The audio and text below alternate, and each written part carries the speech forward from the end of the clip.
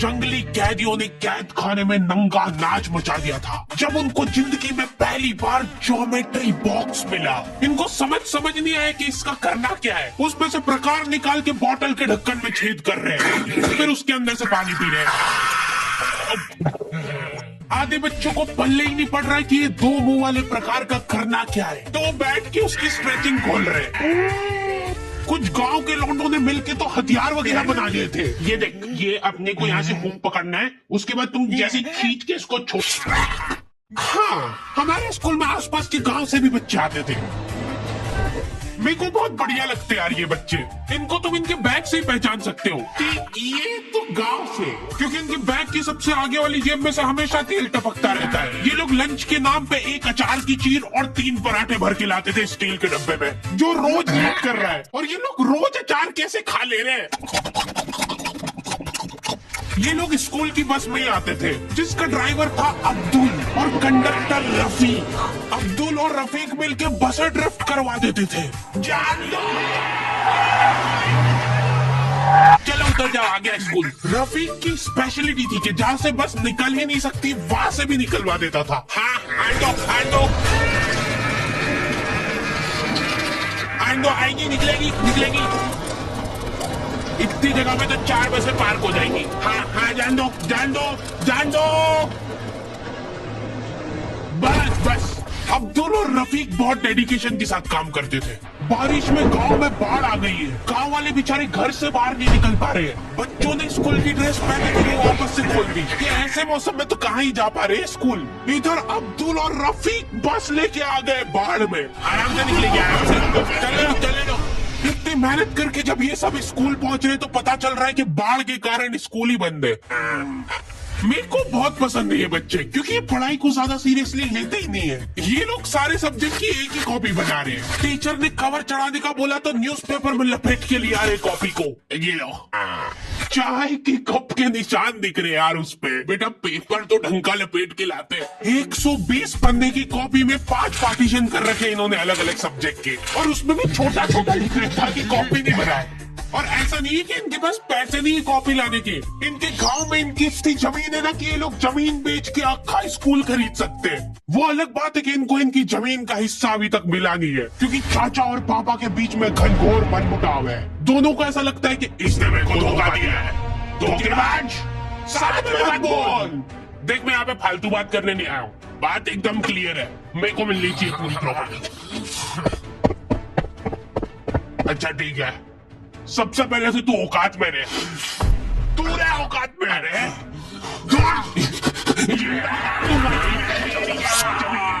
नहीं, दूर अभी चालू नहीं हुआ है। इनकी बहन दोनों भाइयों का समझौता करने के लिए रेफरी बनी है। एक दूसरे को माँ बहन की गालियां देने के बाद वहीं पे उनको सॉरी बोल दे रहे हैं। सॉरी, क्योंकि दोनों के रिश्ते सेम ही पड़ते हैं।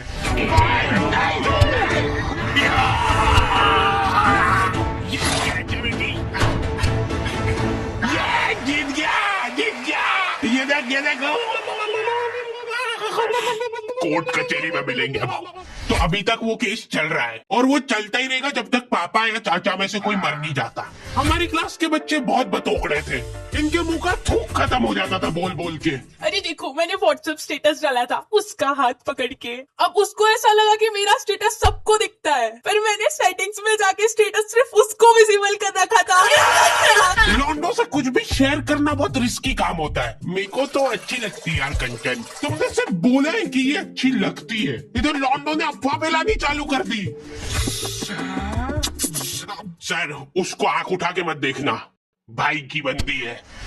जब भी वो पास से निकल रही है मत करो यार ये हरकत। वो इंटरेस्टेड होगी भी तो भाग जाएगी तुम्हारी हरकतों की वजह से। इतनी ज्यादा बकलोली सहन करने के बाद हमारे क्लास टीचर ने सोचा कि इनका सेटिंग अरेंजमेंट चेंज कर देते हैं। एक लड़का और एक लड़की बैठाएंगे, फिर देखते हैं कैसे बात करते हैं ये। मेरे दोस्तों के पास जो लड़कियां बैठी वो बीच में बैग रख ले रही है ताकि गलती से भी ये दरिंदा उससे टच नहीं हो जाए। इनका तो फिर भी ठीक था, मेरी किस्मत तो बिल्कुल ही घटिया थी। जब तक मेरा नंबर आया लड़कियां ही खत्म हो गई हमारी क्लास की। अच्छा ठीक है, तुम अकेले बैठ जाओ। तो अब सभी बच्चों को फर्स्ट पीरियड तो मजबूरन ऐसे ही बैठना पड़ता था, लेकिन जैसे ही सेकंड पीरियड लगता था, इस टीचर की क्लास के बाहर जाने में और अगले टीचर की क्लास में आने में 30 सेकंड मिलते थे हमको। उस 30 सेकंड में सब लोग अपने अपने झोले उठा के दौड़ रहे इधर उधर। जैसे ही अगला टीचर क्लास में आया, अब बेटा तुम सब हाफ क्यों रहे हो, तो सेकंड पीरियड में सब अपने दोस्तों के पास पहुंच जाते थे। लेकिन लड़कियों को उतनी भी सब्र नहीं है, उनको फर्स्ट पीरियड में भी बात करना है।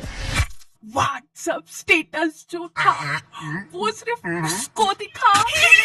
क्लास के इस कोने से उस कोने तक इशारों में बातें हो रही है इनकी। लिप सिंक पढ़ ले रही है लड़कियां इतनी दूर से। यहाँ लौंडो को चिल्ला चिल्ला के बताने के बाद भी समझ नहीं आती आधी चीजें। अरे तो तुम इसकी कॉपी नानी के हाथ क्यों लेके गए थे?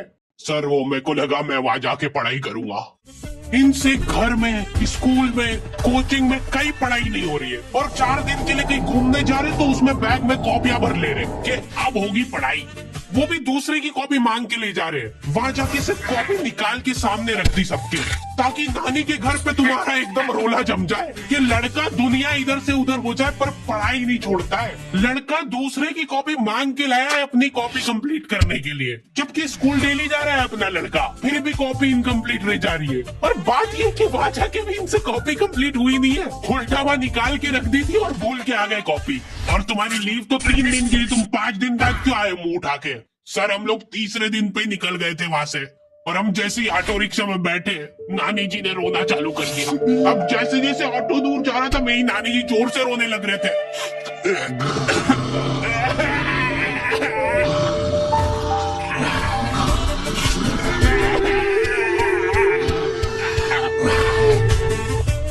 एक पूरा दिन तो इसमें हो गया सर हमारा। फिर अगले दिन मम्मी ने उतर के नानी जी को समझाया, रो मत मम्मी, ऐसे रो मत, रो मत रो। उन्होंने रोते रोते समझाया कि मत रो। आधा दिन ये चला, फिर आधे दिन ऑटो वाले ने वापस से मजे लिए।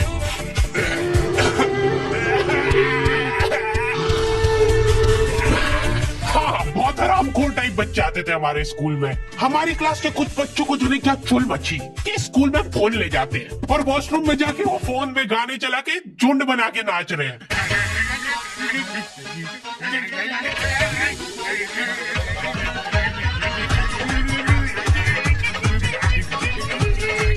उधर साइड में लाइन डिस्टर्ब हो गई यार उन बच्चों की, जो कांच में बाल बनाने के लिए लगी है। वॉशरूम में मूतने से ज्यादा लंबी लाइन बाल जमाने के लिए लगी होती थी। और तुम गौर से देखोगे इनको तो पता चलेगा कि सब लोग सेम ही चीज कर रहे हैं। बाल गीले करके अपनी जेब से कंघा निकाल रहे गोल वाला, उसके अंदर 2 उंगली फंसा रहे और फिर बाल खड़े कर रहे हैं।